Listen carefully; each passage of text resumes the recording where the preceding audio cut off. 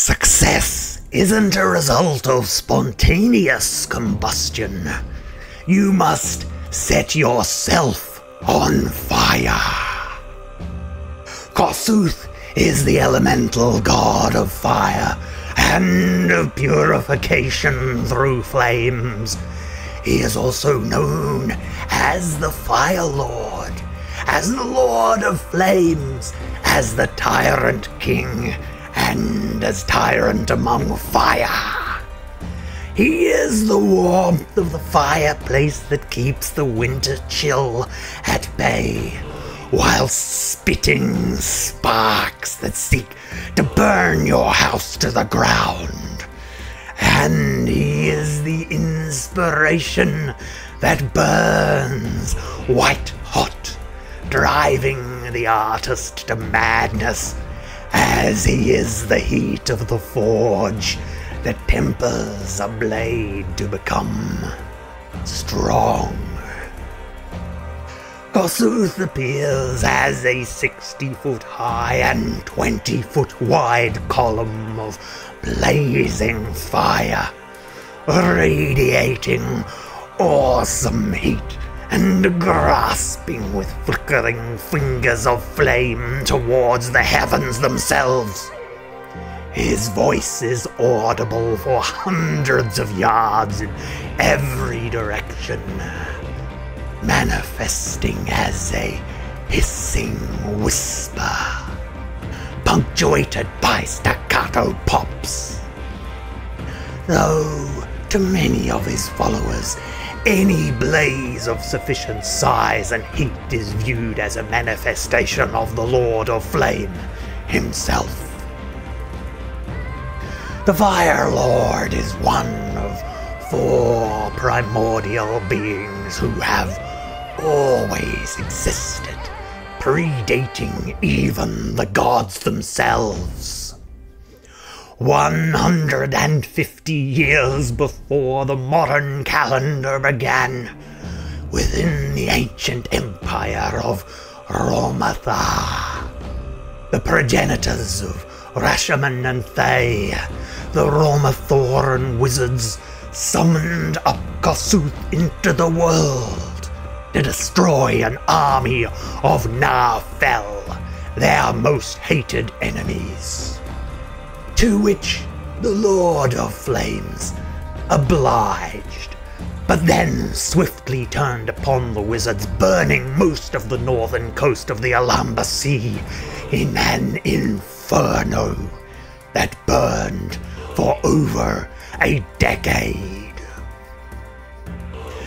Unlike the other primordials, Kossuth shows an active interest in growing up his church, perhaps because the lives of his disciples tend to be brutally short, as the brighter they burn, the more quickly they are consumed. He is an impersonal deity, and is largely concerned with maintaining strict hierarchies in contrast to his own unpredictable nature. As Kossuth regards mortals with abject aloofness, he seems to extend the same regard or lack of regard towards the gods. Indeed, he seems far more interested in the internal politics of elemental princes and the machinations of the Efreet than in building relationships with other deities. Nonetheless, he despises Istishia, the primordial of water whom he battles against eternally.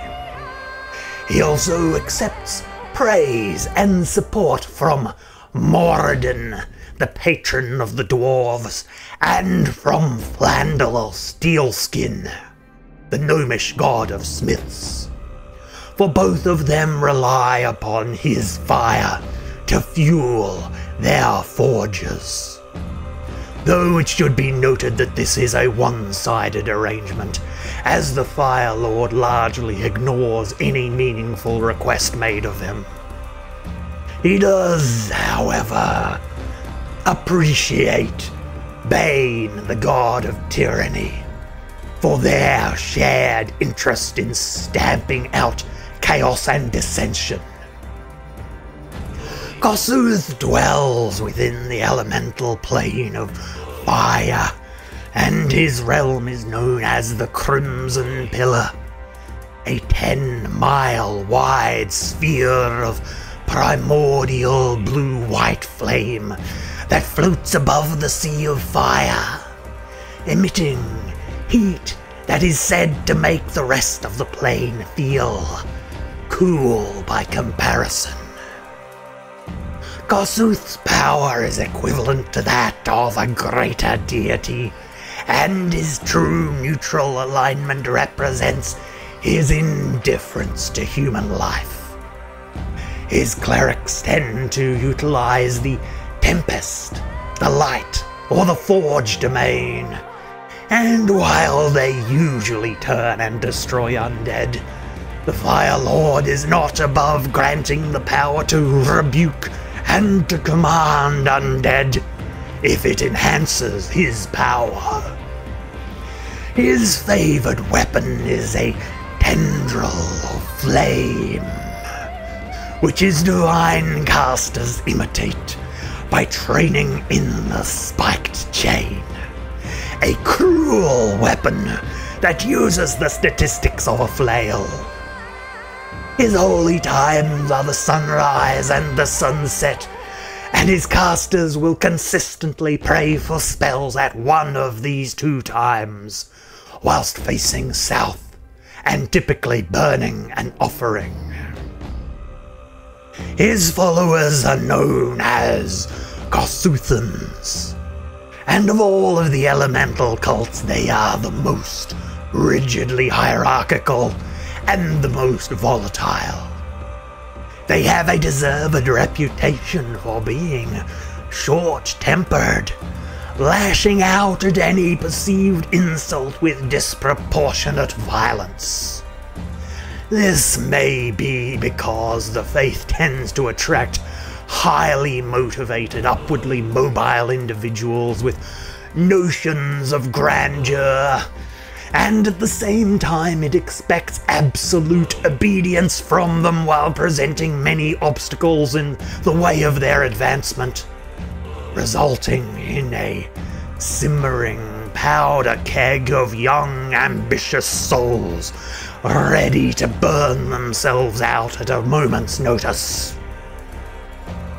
Another group that is highly susceptible to the Fire Lord's messaging is the powerless and the poor, for his church promises power and wealth for those with nothing to lose. Kossuthan dogma recognizes no authority beyond the Fire Lord, and the broad aim of the faith is to burn away a corrupt world and replace it with one purified by devotion to Kossuth. Thus, the Tyrant King does not mind what his followers do outside of the acquisition of wealth, of power, and of influence.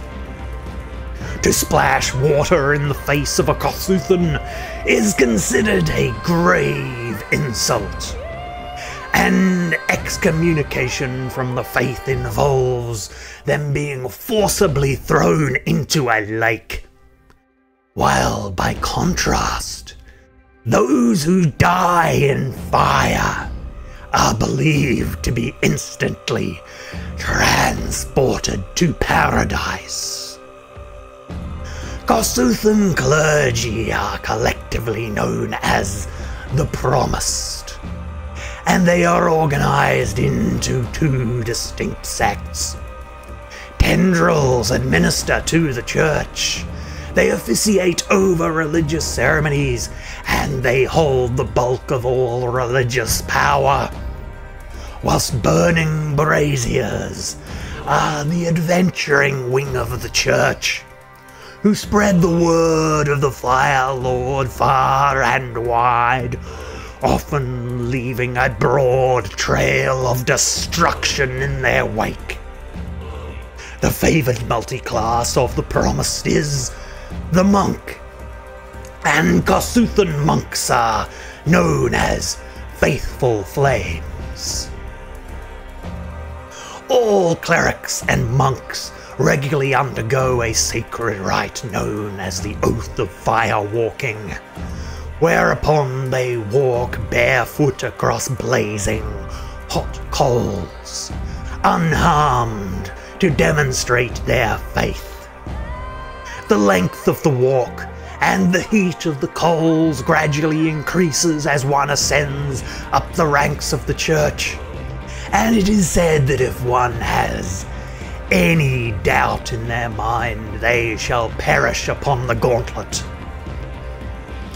Religious hierarchy is central to the church, with new initiates known as the Lightless. After undergoing the Oath of Fire Walking, they are then ordained into the church, while the bulk of the Promised hold the rank of Torch of the Faith and of Righteous Flame, while each temple community also includes one devoted blaze, one zealous pyre, one pillar of flame, one fury of the faith, one flame brother or flame sister, and one inspired forge. And above them there are 2 numinous blazes, 3 most fervid fires, and finally, an eternal flame rules over the temple with an iron fist. Advancement among the Promised occurs through ascetic acts of self-denial and by fanatical demonstrations of devotional zealotry. To this end, a new initiate is bound by abject poverty and deprivation, earning rank by their ability to endure it, and gradually reaping greater rewards as they ascend, subject to the approval and the will of the Eternal Flame.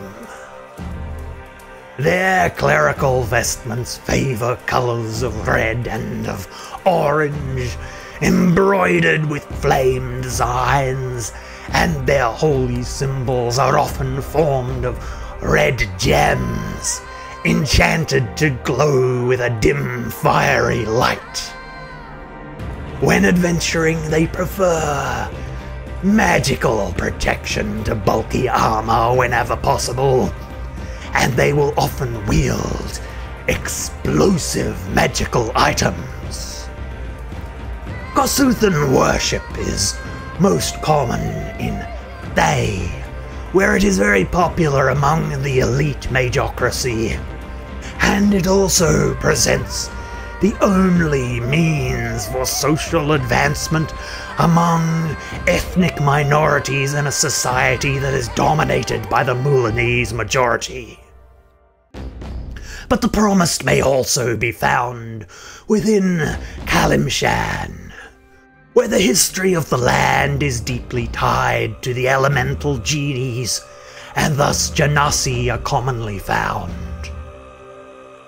The largest temple of Kossuth is the massive basalt structure of the Flaming Brazier within Eltabar in Thay. The Kalashite capital of Kalimport also sports the temple known as the Imperious Flame. And finally, there is also a temple to Kossuth to be found within the Thayan Enclave, within the trading city of Proska in Cormia.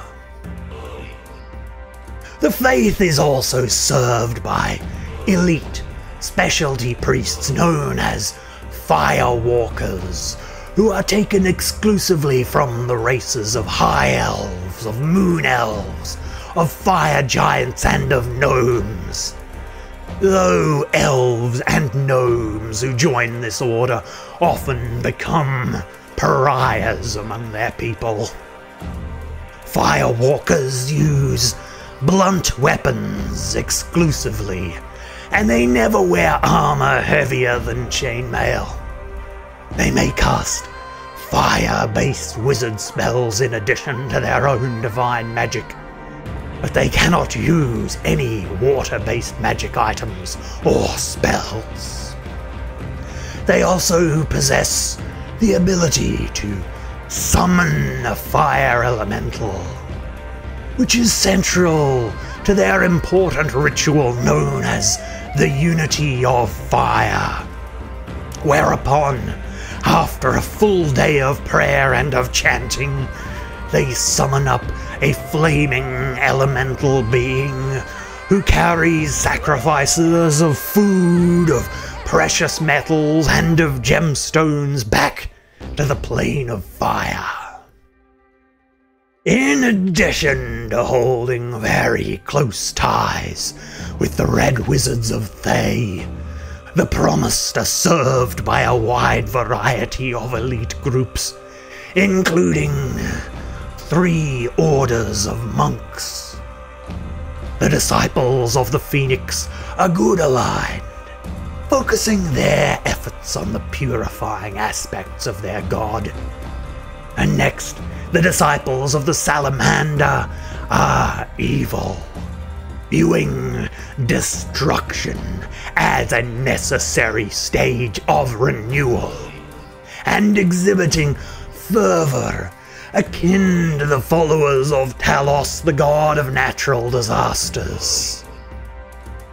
Whilst the brothers and the sisters of the pure flame are neutral, seeking to strike a balance between purity and destruction, causing them frequently to act as messengers and as diplomats between disparate and volatile groups of Kossuthans.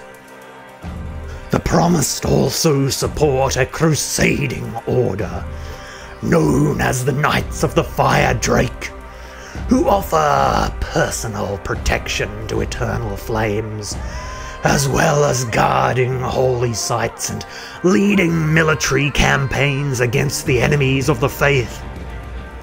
These warriors are the only Kossuthans allowed to wear armor during religious ceremonies.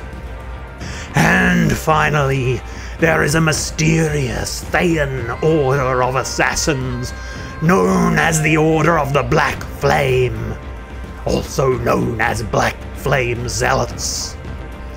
They are feared killers who draw their magic from the power of anger, and they strike fear even into the hearts of Thayan nobility. In my world, the heretical faith of the 7 divines assigns power over the element of fire to Asura, a divine being who is in fact 2 distinct entities that fluctuate between internal conflict and duality. Inseparable, they go together by the name of Basaya, the twin dragons of passion. One sports scales of shining platinum, typifying nobility and unreachable ideals of perfection as the clouds themselves play around their ankles. And the other, red and rumbling, deep beneath the earth's crust, they dwell in abject darkness, but for the flames of rage and of delirious passion. So incomprehensibly large are they that the mere grinding of their scales evoke a cacophonous assault that drowns out all noises but the monosyllabic bursts of their roaring fire breath.